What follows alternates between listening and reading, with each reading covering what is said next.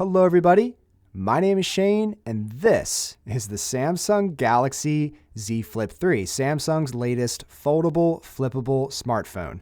In this video, I'm going to be sharing my full review. I am super excited to share a lot of thoughts that I have on this phone.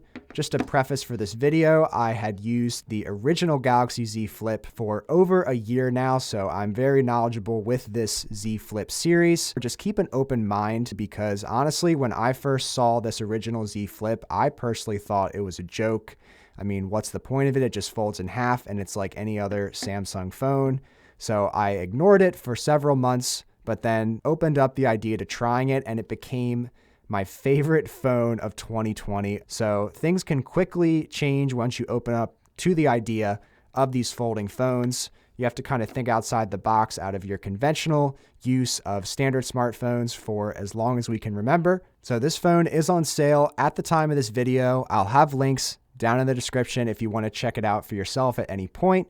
The price is $999, which yes, that still is a lot of money, but it is significantly cheaper than the previous generation Z Flips, and we're not getting any downgrades either. The price has come down, it's just become more accessible, and we have some improvements here on this Z Flip 3 compared to that original Z Flip, which definitely explains why this is such an intriguing phone to a lot of people out there right now. So what are you getting for that $999 price tag? Of course, the primary thing you're getting here is that folding, flipping design. So this just becomes a very compact thing to stow away in a pocket or a bag somewhere. It is the biggest draw and appeal of this phone, honestly, is having this folded up compact design. It's more of a physical advantage over a smartphone advantage just in general smartphone use. We have a lot more of an attractive design overall, in my opinion. There are a ton of colors to choose from. I can't remember them all off the top of my head, so I'll just leave a little screenshot here of what colors this does come in.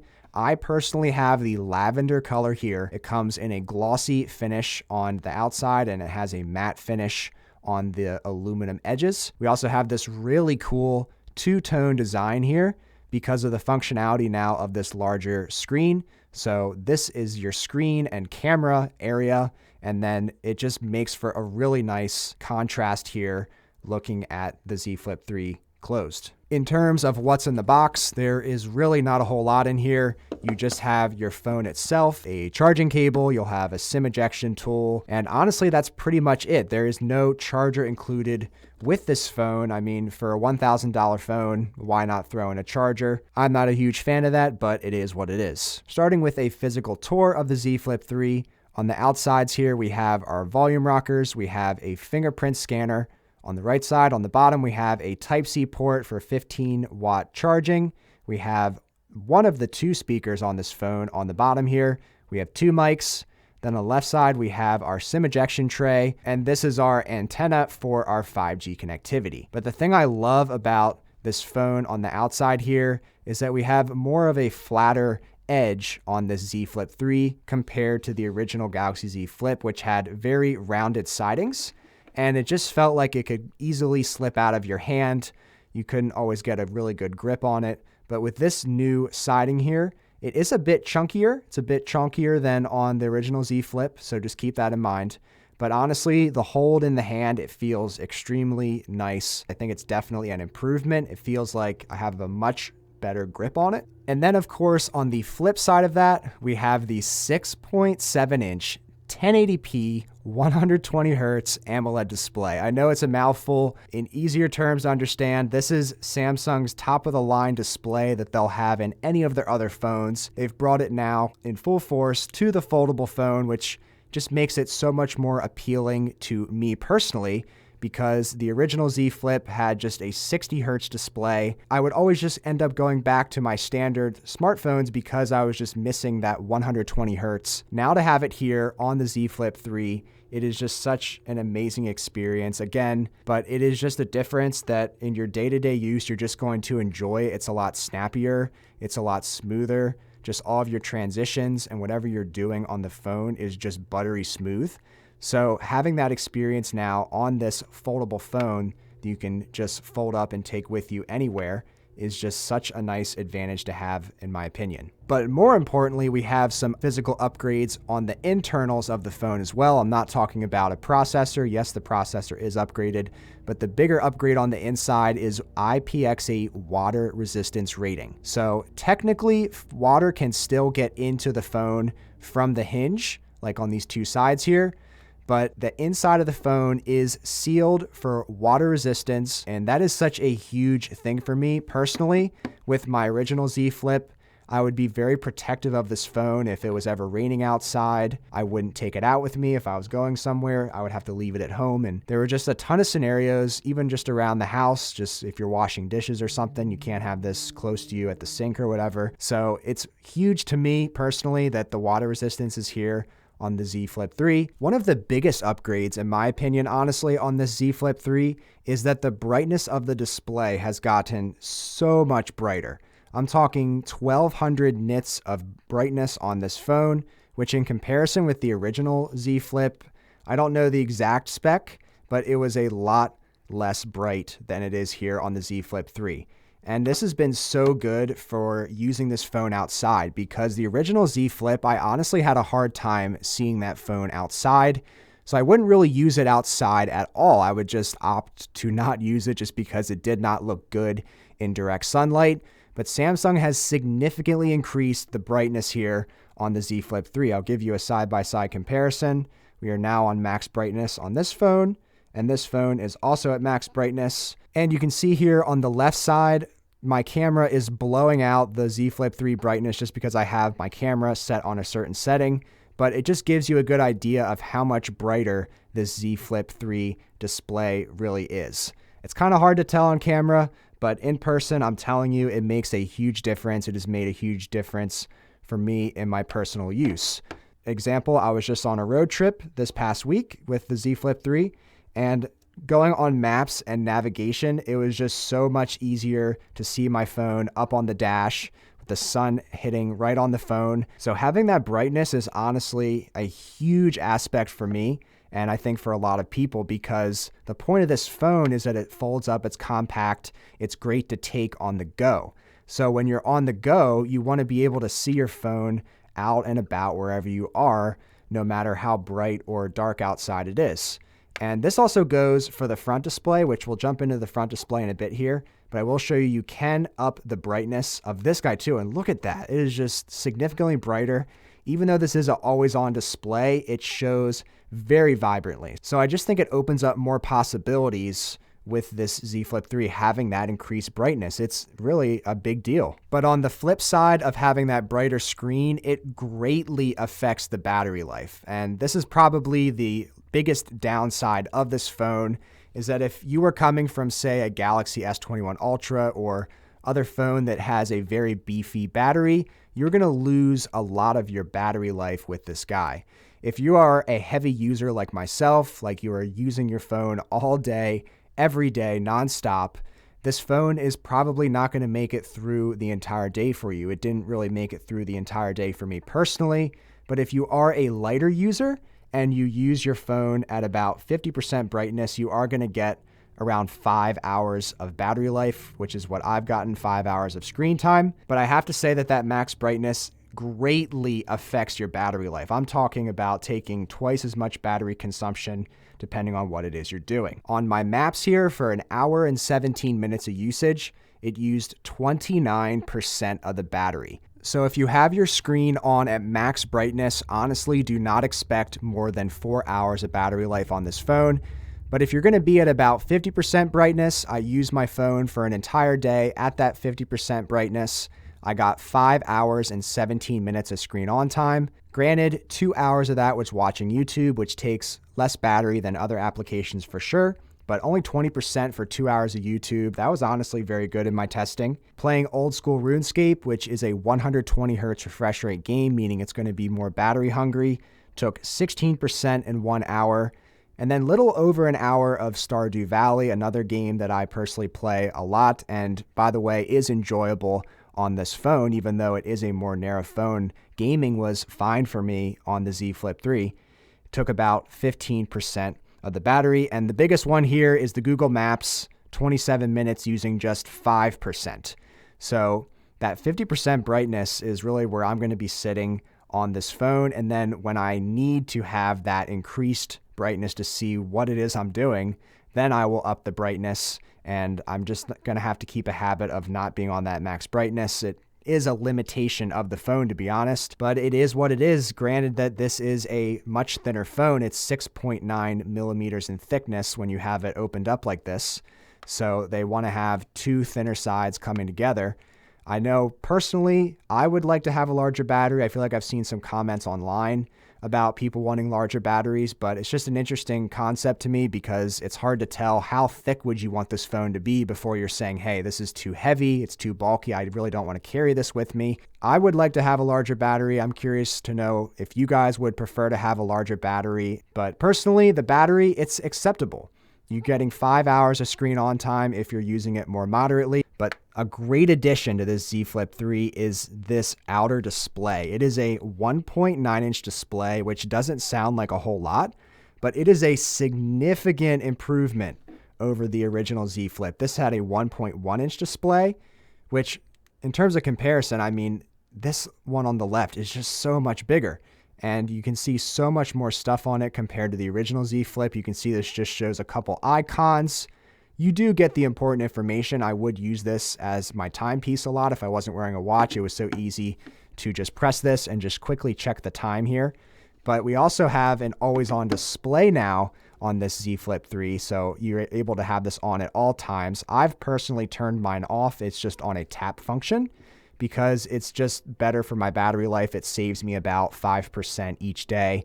And with a lower battery capacity phone, I am taking some compromises to get a little bit more battery life out of it. So it's going to be up to you whether or not you want to do those kind of option changes. But I love having the always-on display here on the Z Flip 3. And just the biggest thing, again, is just your notifications. You are able to scroll through this display. It's not going to turn off on you too soon like it would on the Z Flip. This Z Flip would read out a message to you, but then it would just shut off after a few seconds. This one, it is pretty much a legit display. You can go and jump into here and look at multiple text messages, which I also really like. This example here, I received 2 text messages, and it just shows them top and bottom. And then I can scroll down and I can reply, open the messaging app, or just clear it out and move on with my day. So you do have to open the phone to reply to text messages. I know maybe some people would want to have a little super tiny keyboard out here on this outer display, but there are still limitations with it.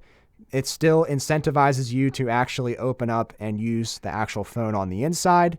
But we also have some other options here too, which is really cool. So we have the same media player that we had on the original Z Flip. But we also have weather now, which I like, and you can update this from this outer display. So you can see here, man, it's really heated up. And then we have our alarm here. We have a voice recorder here, which interestingly, you still have to open it up to use. I feel like that should have just been a feature to use right there by tapping that red button. A big thing we have is a timer. I love that there's a timer on this outer display. That is something that I've been using a lot just to quickly time things. You can just go ahead and start it or pause it or cancel it or whatever you want to do. So there is honestly a lot more functionality on this outer display. I've been really enjoying the experience on it. I wasn't necessarily upset about the original Z Flip 1.1-inch display. It's just that it really couldn't do anything. Now it feels like you can actually do things with the outer display and take advantage of that in your day-to-day use. Moving on to the cameras now, though, we have a dual camera setup. We have the wide angle and the standard lens. And in my personal use, the cameras are good. I love that you can use this outer display as a viewfinder for your camera, that it just makes it so much easier to take selfies, especially when you're with somebody else. Your whole face actually shows up on the viewfinder, which is really nice, but it's just so easy to be able to just reach out and just take a photo whenever you need to, or you can also switch over to the video side of things. So you have your red dot there to indicate that for you.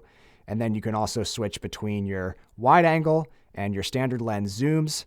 So absolutely loving the camera features that come along with the Z Flip. You don't have to open up your phone and fuss with settings and stuff like that. And then for the actual cameras themselves, in terms of their performance, I was happy with the selfies. I mean, you're using a primary lens as your selfie camera, which is really cool. And then the video side of things, I really enjoyed taking videos with this phone just because the stabilization was really good. I was just really happy with the colors and everything going on with the cameras. It's not your highest spec cameras, but this is still a very good experience in my opinion. Now, another downside for me personally on this Z Flip 3 is that there's only 15 watt charging. I thought there was going to be 25 watt fast charging on this phone, but it is only the 15 watts, which is honestly disappointing on a phone that has a lower battery life. You're going to be needing to charge up this phone more than other phones potentially. And the fact that you can't quickly top up after maybe you used a ton of battery at your house during the day and now you're going to go out at night, you're not going to be able to charge as quickly, which it may not be a huge deal to everyone out there watching this video. But for me personally, the 25 watt charging does make a difference. It is a big reason why I use some of the other Samsung phones. A benefit I will say though of this Z Flip 3 in the charging aspect is that I absolutely love wireless charging the Z Flip phones in general, and it's no exception here on the Z Flip 3. It just goes right onto the charger and it stays put. It doesn't go anywhere just because in most cases it is the size of the wireless charger itself. So I've personally never had an unsuccessful attempt of trying to put this on a wireless charger. Sometimes I just miss the mark with my larger phones and I come back the next morning and my phone's dead. So that is the worst feeling. You will never have that happen with you on the Z Flip 3.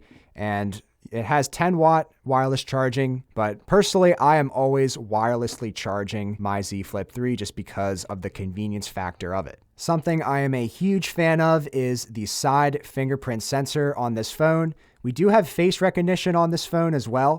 So if you open it up, usually by the time you open it up and look at it, it's going to unlock itself. But I've personally just come to love the side fingerprint sensor on this Z Flip 3 and the original Z Flip and the Z Fold as well. It's just so nice to be able to rest your thumb right on that sensor, get right into your phone.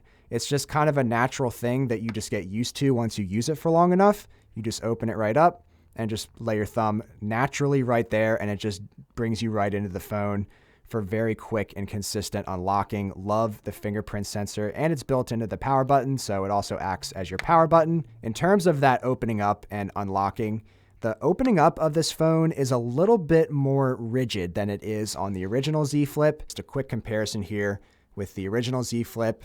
It just, at about this point here, you can see it just drops down and it closes a lot easier, and also vice versa, it opens up a lot easier. So you can see here that it really holds up here more on the Z Flip 3, and you feel that when you open and close it. So you kind of have to use a little bit more of momentum to open it up with one hand, whereas if I show here on the original Z Flip, it's just a lot easier, and you can see how much easier it closes as well.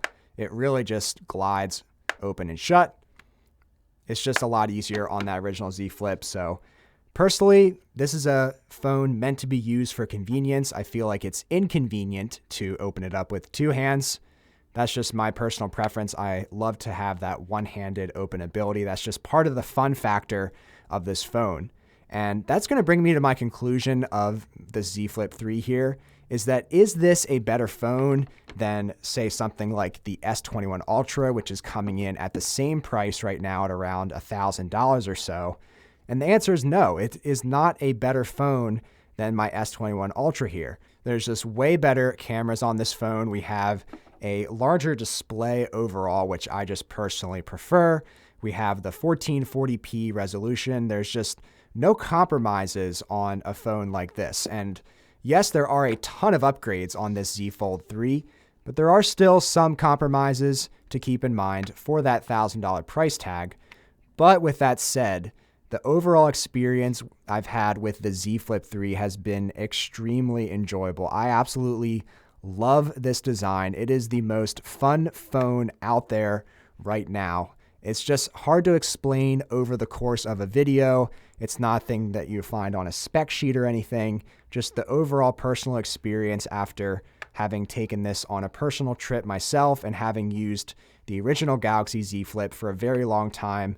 I can personally tell you that from my personal experience, you will get hooked to this phone. It is just such an interesting design. You definitely make a couple compromises compared to a standard smartphone, especially in the display category.